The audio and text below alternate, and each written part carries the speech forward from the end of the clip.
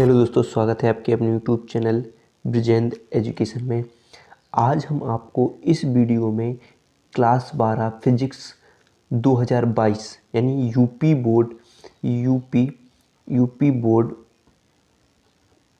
Board 2022, ठीक है, UP board 2022 की बेहतरीन तैयारी के लिए आज हम फिजिक्स के इम्पोर्टेंट 70 महत्वपूर्ण टॉपिक लेकर आए हैं। कितने? 70 महत्वपूर्ण टॉपिक। अगर आपने ये पढ़ लिए, जितने भी ये तैयार कर लिए आपने, तो परीक्षा में 100% आएंगी। ये आपकी परीक्षा में 100% आएंगे। यानी अगर आपको 70 में से 70 लाने हो तो इन टॉपिक में आपको बहुत बहुत ज़्यादा मेहनत करनी होगी। तो चलिए हम आपको आज के टॉपिक बताते हैं आपको, और इनको आपको बेहतरीन तरीके से तैयार करना है। इसमें आपके अति लघु भी बनेंगे और लघु, ठीक है, और दीर्घ क्वेश्चन भी बनेंगे, ठीक है। इन्हीं से आप तो इनको बेहतरीन तरीके से आपको तैयार करना है, ठीक है। तो चलिए वीडियो को स्टार्ट करते हैं। जब तक आप वीडियो को लाइक शेयर और सब्सक्राइब जरूर कीजिएगा। सब्सक्राइब भी करना है आपको। तो चलिए स्टार्ट करते हैं आज की वीडियो और देखते हैं महत्वपूर्ण टॉपिक। तो चलिए जानते हैं। आज का हमारा पहला क्वेश्चन है वैद्युत आवेश तथा आवेश के प्रकार। पहला क्वेश्चन है, आपको इसको तैयार करना है कि वैद्युत आवेश क्या होता है, आवेश के कितने प्रकार होते हैं, आवेश का मात्रक और विमीय सूत्र, इन सबको आपको करना है, जो कि आपको शॉर्ट, अति लघु, विकल्प और लघु में बन सकता है, ठीक है। फिर है कूलाम का नियम। ये वेरी इंपॉर्टेंट क्वेश्चन है। आप खुद जब समझ सकते हो किसके के इम्पोर्टेंट IMP को वेरी इंपॉर्टेंट क्वेश्चन है, तो इसको आपको जरूर तैयार करना है। फिर है वैद्युत बल रेखाएं। वैद्युत बल रेखाएं क्या होती हैं, इसके गुण भी पूछे जाते हैं, तो आपको गुण भी याद करना है, ठीक है। फिर आवेशों के अध्यारोपण का सिद्धांत कह सकते हैं, या अध्यारोपण का सिद्धांत होता है, इसको भी आपको याद करना है। ये वैद्युत द्विध्रुव आघूर्ण, ये भी बहुत इंपॉर्टेंट क्वेश्चन है। आप कह सकते हैं शॉर्ट क्वेश्चन, अति लघु क्वेश्चन, वेरी इंपॉर्टेंट क्वेश्चन हो सकता है। फिर अगला क्वेश्चन बनता है हमारा, देखिए अगला है हमारा वैद्युत द्विध्रुव की अक्षीय स्थिति में वैद्युत क्षेत्र की तीव्रता, यानी वैद्युत द्विध्रुव के कारण किसी बिंदु पर वैद्युत क्षेत्र की तीव्रता, यानी अक्षीय स्थिति में वैद्युत क्षेत्र की तीव्रता निकालनी है। तो आप देख सकते हैं अक्षीय स्थिति में वैद्युत क्षेत्र की तीव्रता आप बेहतरीन तरीके से निकालें। ये भी बहुत इंपॉर्टेंट लॉन्ग क्वेश्चन कह सकते हैं, बन सकता है हमारा। फिर कह सकते हैं निरक्षीय स्थिति में, तो निरक्षीय स्थिति में वैद्युत क्षेत्र की तीव्रता आपको निकालना है। ये भी हमारा इंपॉर्टेंट क्वेश्चन हो सकता है। और वेरी इंपॉर्टेंट क्वेश्चन कह सकते हैं आप इसको, गॉस की प्रमेय। ये वेरी इंपॉर्टेंट क्वेश्चन हो सकता है। आप इसे भी बेहतरीन तरीके से याद करिए और इसका निर्धारण करना भी सीखिए, ठीक है। यानी फाई बराबर क्या होता है, फाई बराबर Q/ε0, इसका आपको निर्धारण करना होता है। फिर है बांडे ग्राफ जनित। ये भी लॉन्ग क्वेश्चन हो सकता है आपका, वेरी इंपॉर्टेंट हो सकता है। फिर देखिए वैद्युत फ्लक्स को भी आप अच्छे तरीके से तैयार कर लीजिए। फिर देखते हैं हम अगला क्वेश्चन है हमारा, अनंत विस्तार के रेखीय आवेश के कारण वैद्युत क्षेत्र की तीव्रता। फिर अगला क्वेश्चन है वैद्युत विभव तथा विभवांतर में इसकी परिभाषा और इनमें अंतर भी आपको कई बार पूछ लिया जाता है। तो आपको अंतर, या कह सकते हैं वैद्युत विभव, इनकी परिभाषा लिखिए। फिर ठीक है। फिर है वैद्युत द्विध्रुव की अक्षीय स्थिति में इसी बिंदु पर वैद्युत विभव क्या है, अक्षीय स्थिति में वैद्युत विभव। और निरक्षीय स्थिति की आप जान सकते हैं, ये भी इंपॉर्टेंट क्वेश्चन ही है। और अक्षीय स्थिति में जान सकते हैं वैद्युत की क्या होता है, वैद्युत विभव 0 होता है। फिर है विभव प्रवणता, ये भी इंपॉर्टेंट क्वेश्चन है, शॉर्ट आंसर। फिर चालक की धारिता। फिर अगला क्वेश्चन है इलेक्ट्रॉन वोल्ट। इनको आप अच्छे तरीके से तैयार करिए। फिर अगले क्वेश्चन बनते हैं आपके, देख सकते हैं आप। अगला हमारा संधारित्र क्या है। संधारित्र को आप याद करिए, संधारित्र का संयोजन, यानी इनका श्रेणी और समांतर, श्रेणी क्रम और समांतर क्रम दोनों याद कीजिए, संयोजन, ठीक है। और फिर है वैद्युत धारा क्या होती है, वैद्युत धारा। और इसके बाद है ओम का नियम। ये भी इंपॉर्टेंट क्वेश्चन हो सकता है, ओम का नियम, इसको भी आप याद कर लीजिए। फिर है किरचॉफ, अगला क्वेश्चन देखते हैं, जैसे किरचॉफ के नियम, ठीक है। फिर क्या है किरचॉफ, ये भी इम्पोर्टेंट क्वेश्चन, किरचॉफ के दोनों नियम आपको याद करना है, ठीक है। फिर है संभव पृष्ठ, यानी संभव पृष्ठ, ये भी कई बार शॉर्ट क्वेश्चन यानी अति लघु क्वेश्चन में पूछ लिया जाता है, ठीक है, 1-2 नंबर का, तो आप इसको जरूर याद कीजिए। फिर है सेल का विद्युत बल, ये भी इम्पोर्टेंट क्वेश्चन है, जो भी शॉर्ट क्वेश्चन हो सकता है या अति लघु में, आप इसको भी याद कीजिए। चलिए तो हम अगले क्वेश्चन देखते हैं। अगला क्वेश्चन है, देख सकते हैं, व्हीट स्टोन सेतु, ये वेरी इंपॉर्टेंट क्वेश्चन होता है आपका, व्हीट स्टोन सेतु। फिर इसके बाद आप देख सकते हैं कि मीटर सेतु, फिर क्या है मीटर सेतु और बायो सेवर्ट का नियम, ये भी वेरी इंपॉर्टेंट क्वेश्चन है, आप इसका निर्धारण कीजिए, ठीक है। डेल्टा बी बराबर म्यू 0/4 पाई इंटू आई डेल्टा एल साइन थीटा बटे आर स्क्वायर, इसका आपके लिए निर्धारण करना है। फिर एम्पियर का परिपथीय नियम, इसको भी आप याद कीजिए, और लेंज का नियम, यानी किरचॉफ के दूसरे नियम को हम लेंज का नियम कहते हैं, इसको भी आप याद कीजिए, ठीक है। और फिर अगला क्वेश्चन है वैद्युत चुंबकीय स्पेक्ट्रम, आपको वैद्युत चुंबकीय स्पेक्ट्रम, ये भी इंपॉर्टेंट क्वेश्चन। फिर देखते हैं आपके सेकंड पार्ट से परावर्तन, अपवर्तन किसे कहते हैं, ये भी वेरी इंपॉर्टेंट क्वेश्चन हो सकता है आपका, और ये तो आप कहिए नहीं, ये तो वेरी इंपॉर्टेंट क्वेश्चन है, आपको स्वप्रेरण गुणांक और अन्योन प्रेरण गुणांक को याद करना है। और फ्रिंज के लिए व्यंजक, यानी फ्रिंज चौड़ाई की व्यंजक, फ्रिंज की चौड़ाई के लिए आपको व्यंजक का निर्धारण करना है। फिर अगला हाइगेंस के द्वितीयक तरंगाओं का सिद्धांत, यानी हाइगेंस का सिद्धांत है। फिर है हाइगेंस के सिद्धांत के आधार पर प्रकाश के परावर्तन और अपवर्तन की व्याख्या अलग कर सकते हैं, कि परावर्तन अपवर्तन लगा सकते हैं। तो ये आपको हर पेपर में, आप कई पेपर उठा लीजिए, आपको एक ना एक, यानी या तो आपको प्रकाश का परावर्तन का कहेंगे या अपवर्तन की व्याख्या कहेंगे, किसके हाइगेंस के सिद्धांत के अनुसार, ठीक है। हाइगेंस की द्वितीयक तरंगाओं के सिद्धांत के आधार पर प्रकाश के अपवर्तन और परावर्तन की व्याख्या करने को कहा जाएगा। फिर है व्यतिकरण, व्यतिकरण क्या होता है, आप व्यतिकरण को भी अच्छी तरीके से याद कीजिएगा। फिर इसके बाद बनता है हमारा, देखिए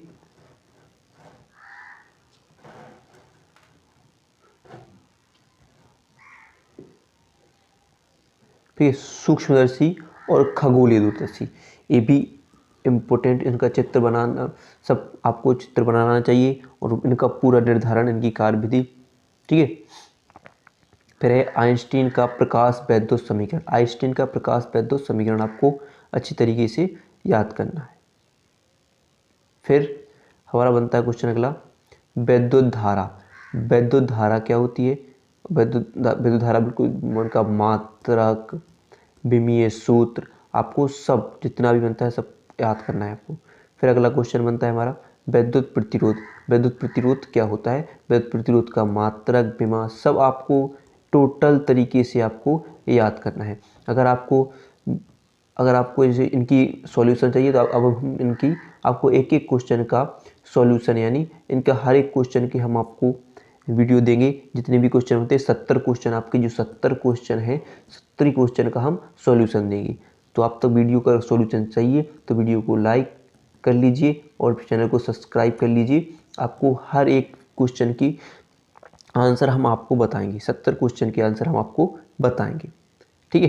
फिर देखिए विशिष्ट प्रतिरोध अथवा प्रतिरोधकता, ये भी क्वेश्चन इम्पोर्टेंट है, याद कर लीजिए। अगर आपको 2022 में आपकी परीक्षा में अच्छे नंबर चाहिए तो इन क्वेश्चनों को आपको ज़रूर तैयार करना होगा, और हम आपकी पूरी मदद करेंगे इन क्वेश्चनों को तैयार करने में। तो आपको सिर्फ करना है वीडियो को लाइक और चैनल को सब्सक्राइब, और हम आपको हर दिन इनका सॉल्यूशन देंगे। फिर आपका प्रतिरोध का संयोजन, प्रतिरोधों का संयोजन यानी श्रेणी संयोजन और समांतर वाला, ठीक है, समांतर, श्रेणी और समांतर। फिर है साइक्लोट्रॉन, क्या होता है साइक्लोट्रॉन, दिक्पात और नतिकोण, अगला क्वेश्चन हमारा 43वां क्वेश्चन है, नतिकोण और दिक्पात कोण, ये भी वेरी इंपॉर्टेंट क्वेश्चन है। फिर है अगला चुंबकीय क्षेत्र क्या होता है, चुंबकीय क्षेत्र देखिए। फिर इसके बाद क्वेश्चन बनता है चुंबकीय फ्लक्स, चुंबकीय क्षेत्र और चुंबकीय फ्लक्स क्वेश्चन बनता है। फिर देखिए और देखते हैं,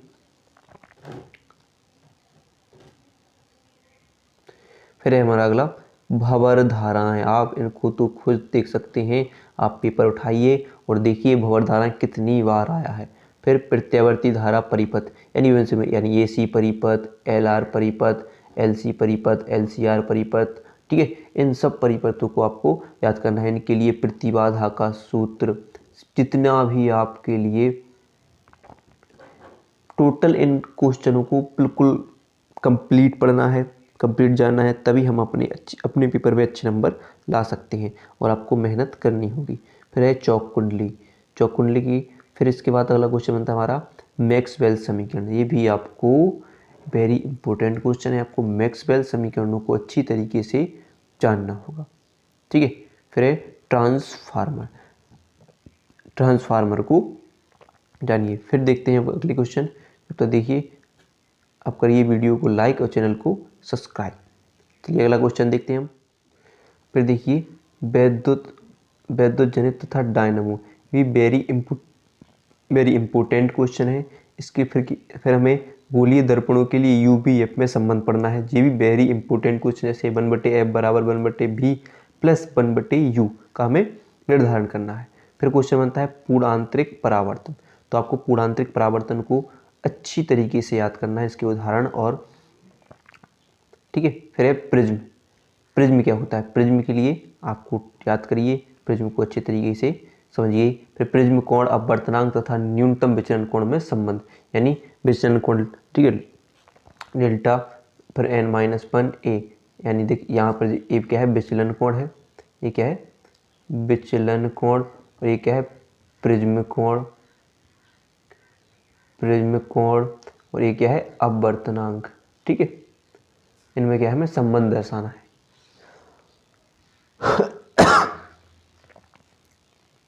फिर है वर्ण विक्षेपण क्षमता, वर्ण विक्षेपण क्षमता को हमें अच्छे तरीके से याद करना है। फिर है गोलीय पृष्ठ पर अपवर्तन का सूत्र, ये भी वेरी इंपॉर्टेंट क्वेश्चन है। और इसके बाद क्वेश्चन बनता है हमारा पतले लेंस के लिए अपवर्तन का सूत्र, यानी लेंस मेकर का सूत्र। ये भी वेरी इंपॉर्टेंट क्वेश्चन है। लेंस मेकर का सूत्र वेरी इंपॉर्टेंट क्वेश्चन बनता है। और इसी प्रकार ही लेंस की फोकस दूरी के लिए न्यूटन का सूत्र।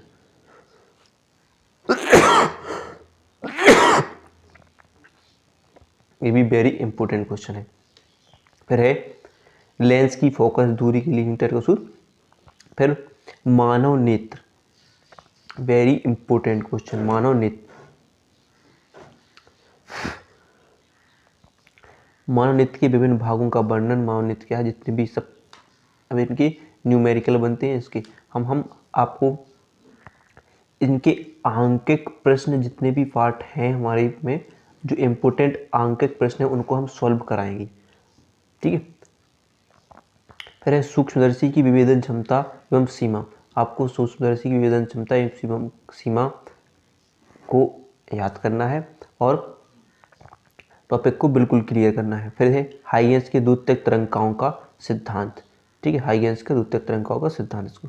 फिर प्रकाश का डॉपलर प्रभाव, डॉपलर प्रभाव को आपको पढ़ना है। प्रकाश का विवर्तन, ये इम्पोर्टेंट है, शॉर्ट क्वेश्चन, प्रकाश का विवर्तन, ठीक है। फिर प्रकाश के अपवर्तन उत्सर्जन का नियम है, प्रकाश का उत्सर्जन का नियम। फिर है रदरफोर्ड का प्रकीर्णन प्रयोग, रदरफोर्ड का प्रकीर्णन प्रयोग। फिर है हाइड्रोजन स्पेक्ट्रम, यानी आपको इसमें जितनी भी श्रेणियां हैं, लाइमन, बामर, पास्चन और फुंड और ब्रैकेट, जितने भी श्रेणियां हैं आपको इन पांचों श्रेणी को अच्छी तरीके से याद करना है। फिर है क्वेश्चन अर्ध आयु, आप कह सकते हैं ये भी वेरी इंपॉर्टेंट है, हर एक श्रेणी के पूछ लिए जाते हैं, इनके लिए मान पूछ लिए जाते हैं इनके, तो इनको जरूर याद करना है।